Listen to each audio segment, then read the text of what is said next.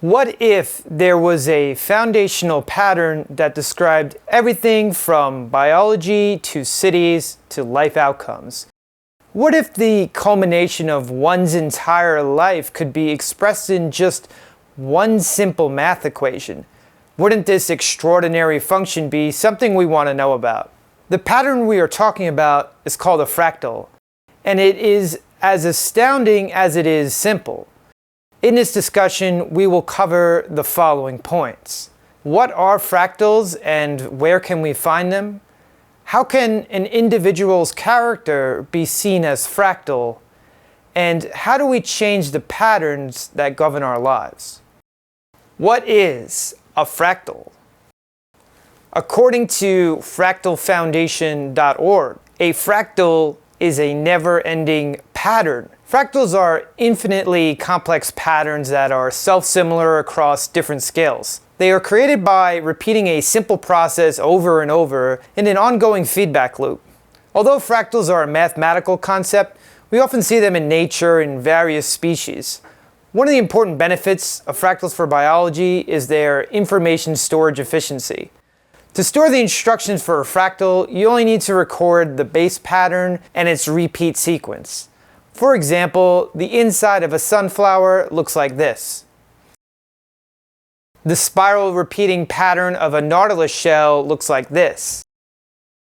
Some more examples of naturally occurring fractals are tree branches, circulatory and respiratory systems, and crystals.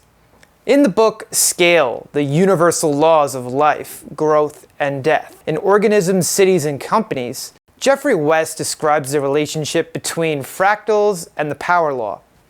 West states that various types of entities and processes are applications of logarithmic scaling. For example, the metabolic rate of animals scales logarithmically with the body mass moving as both move by a factor of 10. West states that an elephant in some ways is a scaled-up version of a mouse. Another example by West is the number of patents, which scales logarithmically with the population of a city. In this way, West demonstrates that the creative output of a city is a fractal as a function of the population. Examples of the fractal pattern with personality characteristics. If we think of personality qualities following a fractal type pattern, we can see that the same base personality characteristics played in one situation would generate outcomes in every situation across scales small and large. Let's take a look at a fictional example with Tom Cruise in the film Top Gun: Maverick and a non-fictional example with Amazon CEO Jeff Bezos.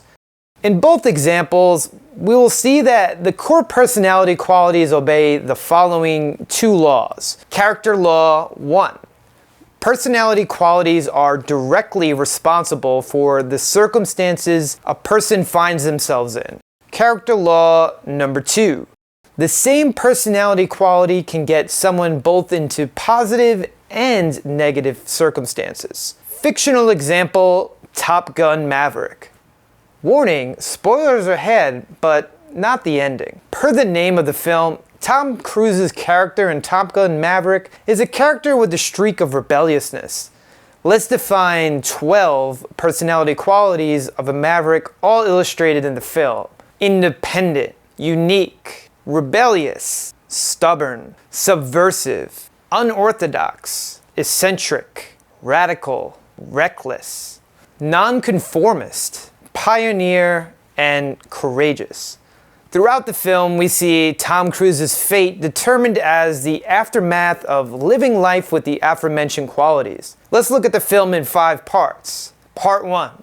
At the beginning of the film, we learn that Tom Cruise's character, Maverick, lives an eccentric lifestyle with the rank of captain, while his peers have ascended to the ranks at the level of admiral. You should be at least a 2-star admiral by now.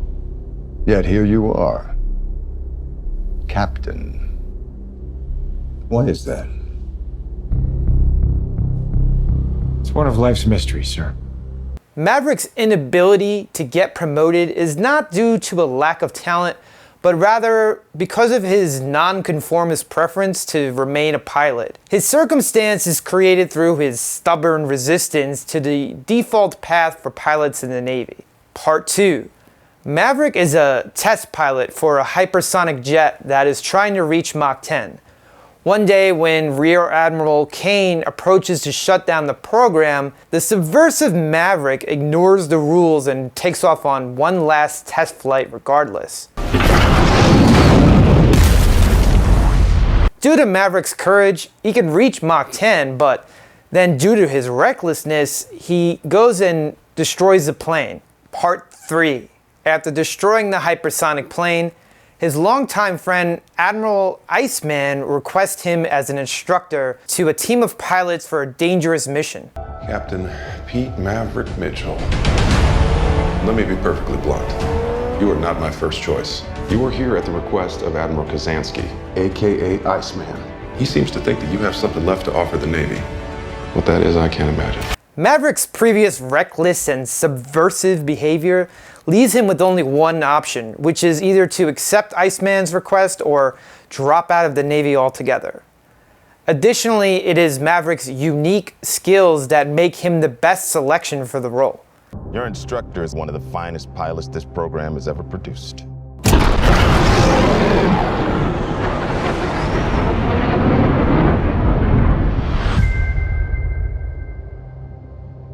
His exploits are legendary. Part 4. Maverick's instructing style is unorthodox as he sets forth radical mission parameters uncommon to his peers. He pioneers a method that pushes the boundaries of the plane and the pilot beyond established norms. Part 5. Admiral Iceman passes away, which was the only authority holding Maverick in his position. Rear Admiral Kane immediately removes Maverick from his position. Under Kane, the pilot team returns to conventional parameters for the mission.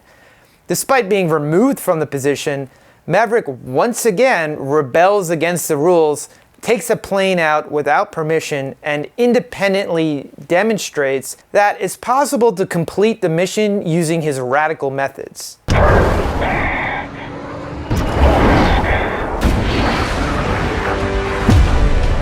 Since his radical style is now proven as the only way to complete the mission, Admiral Kane reluctantly reinstates Maverick as the flight instructor.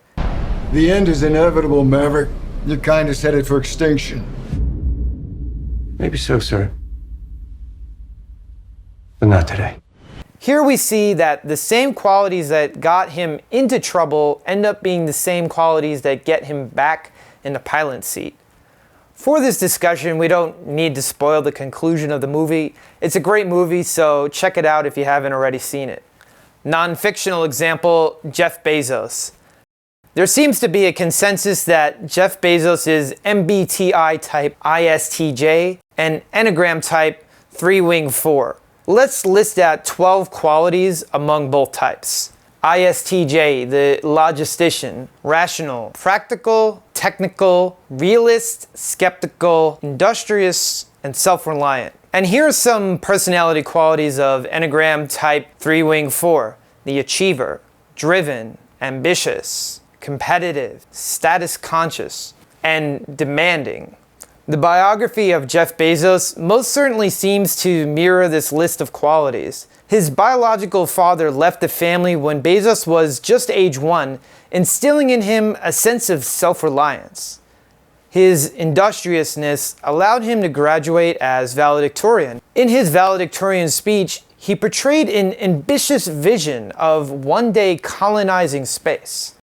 Bezos further sharpened his precocious technical skills when he graduated with a double major in electrical engineering and computer science from Princeton University. In one of his first jobs after graduation, status-conscious Jeff Bezos climbed the corporate ladder and became the 4th senior vice president of D.E. Shaw at just age 30.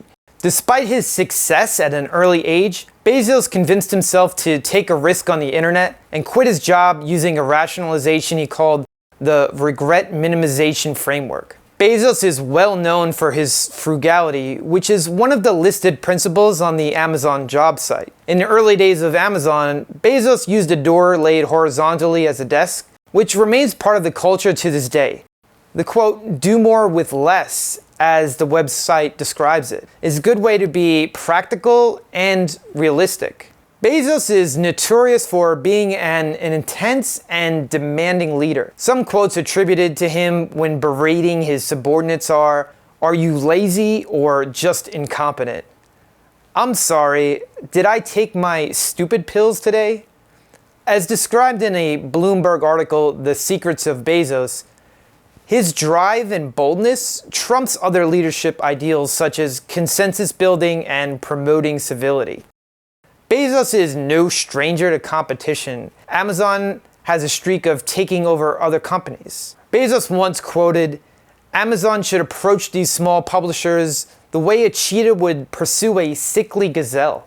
The skepticism of Bezos can be seen in his tough reviews of employee presentations, with one employee quoting, "Presenting to Jeff is a gauntlet that tends to send people back to the cave to lick their wounds and stay out of the sunlight for a while." When we put all these qualities together, it's clear to see that Bezos would ascend to power, money, and status. However, it's exactly these same qualities that make him disliked, tone-deaf, and out of touch with the vast majority of society. Jeff's demanding and rational qualities also get applied to the millions of warehouse workers through Amazon's poor labor practices and union busting. It may be rational to get the most labor out of a worker for the lowest price, but it becomes expensive in other ways. Bezos' focus on qualities like competition and ambition overlook qualities such as empathy, compassion, and humanitarianism. The working conditions at Amazon's warehouses are so extreme that Amazon is currently fighting a PR battle that its workers urinate in bottles to stay on track for its demanding performance quotas. Bezos' unabated ambition has generated excess that has put him in a bad light. In a famous YouTube video with 6.5 million views, Bezos' gargantuan wealth is visualized using piles of rice. There is ostensible disappointment in the comments section, with one comment reading, "They call it the American dream because you have to be asleep to believe it." In perhaps his most tone-deaf moment, after launching himself into space with a rocket funded by his billions, Bezos stated, "I want to thank every Amazon employee and every Amazon customer because you guys paid for all of this." Bezos' ambitious and driven qualities are exactly the reason he's so successful, but it's also the reason why he's so disliked. In 2020, a group of protesters put a guillotine in front of his DC residence to let him know how well he's liked. Bezos' wealth alone is the equivalent of the net worth of the bottom 50 million Americans. This is not just a popularity contest, however. There are deleterious effects to the society of wealth being concentrated so strongly. We won't get into that here, but for an in-depth analysis, check out Capital in the 21st Century by Thomas Piketty. The fractal pattern, why character is destiny. Recall that a fractal pattern is a self-similar pattern that is consistent across different scales. In terms of personality, we can say that the way that someone does one thing is the way they do everything. In the case of Jeff Bezos, we can see his ambition and drive brought him success and fame, but then those same qualities brought him resentment and malevolence. Once we recognize that our personality qualities drive our destinies to such a repeatable degree, we may wish to change those personality qualities, but how do we do this? Whenever we want to modify our core attributes, we cannot simply apply topical methods. We have to go deep to make changes at the source. When people think about the brain, they might think of it as a single entity that generates our thoughts. In reality, however, the brain organizes itself into layers that each operate at different levels of thought. In the book, The Emotion Machine, Common Sense Thinking, Artificial Intelligence, and the Future of the Human Mind, Marvin Minsky presents a framework for the layering of thought in the brain. He presents the brain as the following series of layers. Each one of these layers does not act independently, but receives input from the layer below it first. In this way, if a signal is emanating strongly enough from a lower layer, it may inform the way that someone does everything, even though the source of that information remains hidden from consciousness. This brings us to the importance of psychotherapy. Childhood experiences and trauma can leave lasting impacts that structure our innate and learned reactions at the lower levels. The reason these childhood experiences can have such a lasting impact is that they remain out of our conscious awareness. Only by digging into the subconscious layers of the brain can we really make changes to the fractal pattern of our lives. It is these deeper layers that generate our observable behaviors. Conclusion. In this discussion, we opened a lot of topics that are certainly worthy of further discussion. Some topics that we will want to discuss further are a catalog of different personality traits, the structure of the brain, and methods for self-awareness and psychotherapy.